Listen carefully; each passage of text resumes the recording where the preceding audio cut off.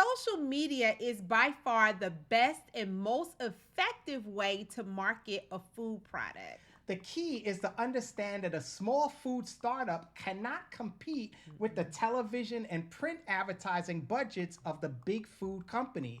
However, a small company has a competitive advantage when they use social media strategically and effectively. Now, the first thing to know when using social media is that people follow people.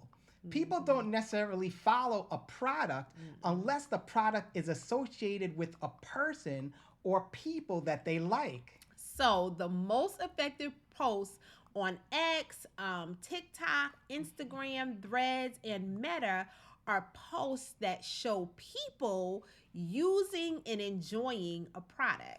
Now, for your food dish or beverage, take photos and record videos of yourself showing what you have and how to use it. Or record someone else, like a family member or a friend, talking about your product and interacting with your dish. Testimonial videos on social media work the best. Mhm. Make sure you record anyone who tries and likes your food dish or beverage. Posting a short video on social media showing someone's reaction to eating your food product will earn you lots of likes and shares, and in turn, it's going to get you lots of sales. Now, here's a professional tip. Once you get your product into several retail store locations in different cities and states, the best way to use social media is to use targeted ads. You can specify the audience location and radius of your ad. That way, you're not wasting money showing your ad to people who aren't even near the supermarket locations carrying your product.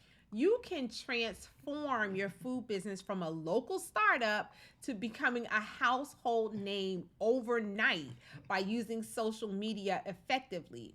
If you'd like to learn more tips and ways to transform your dish or drink into a packaged product for grocery store shelves, check out our other videos. But first, make sure you hit that like and subscribe button. Also, hit that bell so you can be notified when we drop another video.